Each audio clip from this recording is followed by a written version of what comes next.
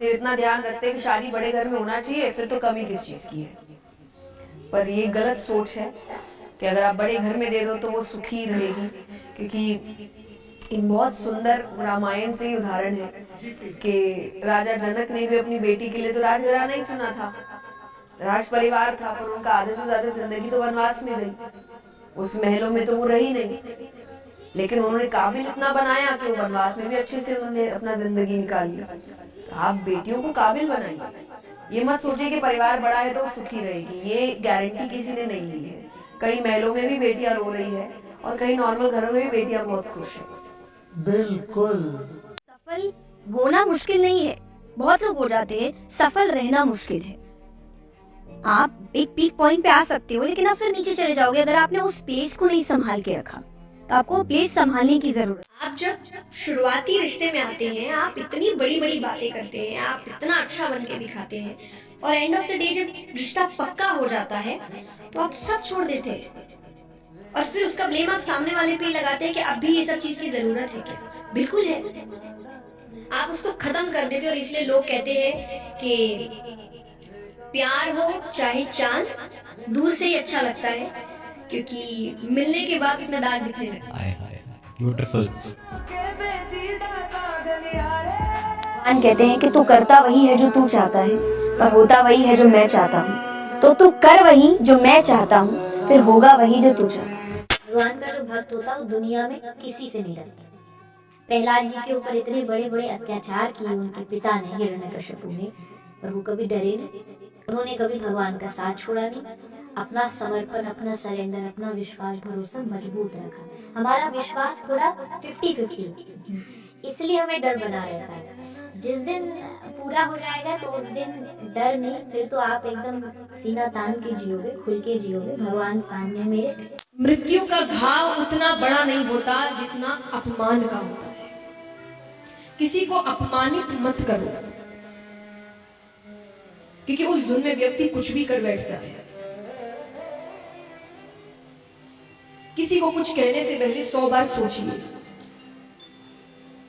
उसको कैसा लगेगा, इसके क्या परिणाम हो सकते हैं, ये बात कितनी आगे तक जा सकती है।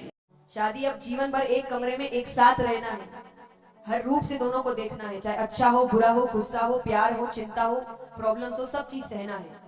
तो उसके लिए व्यक्ति के स्वभाव को समझिए, और अगर आप पूर्ण रूप से उसके स्वभाव को अपना सकते हैं तो ही शादी करिए, वरना तब तक समय दीजिए चीजों को।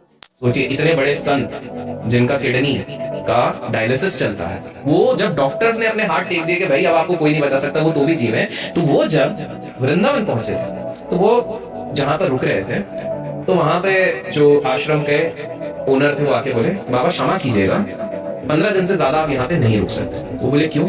बोले आपका जो किडनी का इशू है ना, उसमें बहुत खर्चा होगा और हमको आश्रम भी मेंटेन करना है, बाकी बाबाओं को भी देखना है, सब देखना है, तो क्षमा कीजिएगा, नहीं हो सकता, अब तो आप भगवान भरोसे। तो मैंने कहा जब मैं भगवान भरोसे ही हूँ तो 15 दिन भी क्यों रुकूंगा, 15 सेकंड भी नहीं रुकूंगा। और वो वहां से निकल निकल गए। अब कहीं रहने का ठिकाना नहीं, कहीं खाने पीने का ठिकाना नहीं, बट मन में सिर्फ एक ही चीज, लाडो रानी देखेंगी, राधा रानी देखेंगी, कृष्ण जी देखेंगे, राधा रानी देखेंगे। अब जाते हैं लेकिन बड़े दूर जाते हैं, खाना वाना नहीं मिल रहा है, कुछ नहीं मिल रहा है। तो एक दिन वही अगले दिन एक टीला चढ़ते हैं, मतलब एक माउंटेन हिल टाइप का टीला चढ़ते हैं, जो कि एकदम उस एरिया में है जहां पर केवल सन्यासी लोग ही रहते हैं, बाबा लोग ही रहते हैं, कोई फैमिली नहीं रहती, कोई बच्चा नहीं रहता। जब वो टीले पे बैठे रहते हैं तब सामने देखते हैं छोटी सी बच्ची खेल कूद रहती है, खेलती कूदती रहती है, तो उनका पहले ध्यान नहीं रहता। वो मन में इतने दुखी रहते हैं, वो कहते हैं लाडो रानी, राधा रानी, अगर आज कुछ वो नहीं मिला, कोई मेरे को इशारा नहीं मिला, कुछ नहीं मिला ना, तो मैं रात की ही ट्रेन से वापस वाराणसी निकल जाऊंगा, वृंदावन नहीं रुकूंगा, तो वो देख लूंगा मैं, क्योंकि शायद मैं समझूंगा कि मेरे योग में यही है और शायद शिव भक्ति ही मुझे करनी चाहिए। और उनकी आंखों से आंसू है, आंखें से आंसू है, तभी उनकी नजर पड़ी, बच्ची खेल रही है उनके सामने। तो वो बच्ची हंस के बोलती, क्या हुआ बाबा, क्यों रो रहे? बोले कुछ नहीं बेटा, ऐसे ही। तो बोले, वो बोल के जाती है, आपके सारे समस्याओं का हल हो जाएगा, आप निश्चिंत रहो।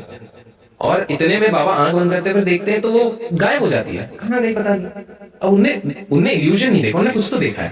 वो नीचे चल के आते हैं तो उधर 3-4 बाबा लोग दिखते हैं, साधु वेशभूषा में, ऋषि लोग रहते हैं। उनसे पूछते हैं कि बाबा यहाँ पर एक बच्ची खेल रही थी, क्या आपने उनको देखा है? तो वो कहते हैं कि अरे आपको क्या हो गया है, आप कुछ सोच रहे होंगे, क्योंकि यहाँ पे सिर्फ साधु संत रहते हैं, कोई परिवार वाला नहीं, और बच्ची तो दूर दूर तक इधर नहीं दिखेगी। बाबा समझ गए ये साक्षात राधा रानी ही थी। अब जब उन्होंने कहा है, उसके बाद वो एक पेड़ के नीचे बैठे, अचानक से एक भक्त, अरे बाबा आपको भूख लग रही हो, खाना मिल गया। फिर उसके बाद वो जब लेट गए, कोई अचानक से कोई आया, देखा कि बाबा ऐसा सोया, कंबल उड़ा के चले गए। फिर वो चल के जा रहे हैं, तो एक व्यक्ति आके एक पेड़ के नीचे जब वो बैठे तो बोले बाबा आप आपके रहने वहने की व्यवस्था है? बोले नहीं।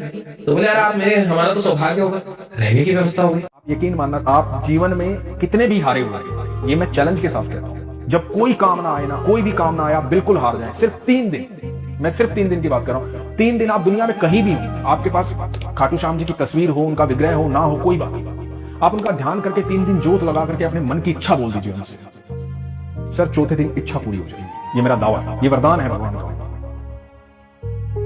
कभी किसी को किसी का बुरा नहीं सोचना चाहिए, क्योंकि जो भी व्यक्ति किसी और का बुरा सोचता है, अंत में उसका भी बुरा हो ही जाता है। जो भी व्यक्ति ये समझते हैं कि ये तंत्र मंत्र, ये सर्वनाश और अंधकार की शक्तियां केवल किसी और को ही क्षति पहुंचा सकती हैं, तो वो उनका भ्रम है।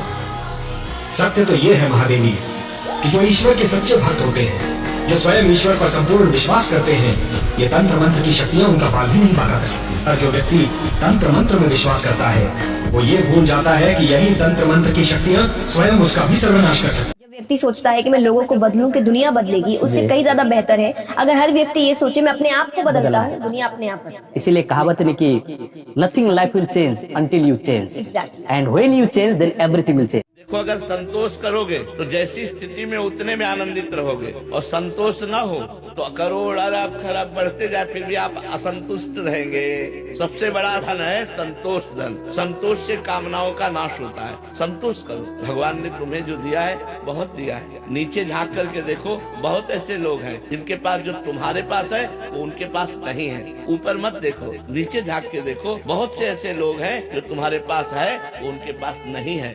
क्योंकि भगवान कहते हैं मैंने इनको नहीं छोड़ा, इन्होंने मुझे छोड़ा है।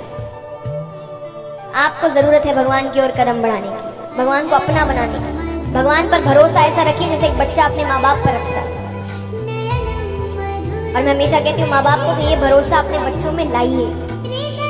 कई बार मैं अच्छे से जानती हूँ ये लाइन कोई भी माँ बाप इसका मतलब रखते नहीं है, पर बोलने को कह देते हैं, वरना संकट आए तो हर माँ बाप बच्चे के लिए खड़े होते हैं। पर कई बार जब आप बच्चों से कहते हैं ना कि कुछ गलत मत करना, मेरा नाम खराब नहीं करना, मर जाऊंगा, कई कहते हैं अपने बच्चों से ऐसी बातें करते हैं, मर जाएंगे, ऐसा नहीं करना, वैसा नहीं करना, हमारा नाम नहीं खराब करना, इज्जत नहीं खराब करनी।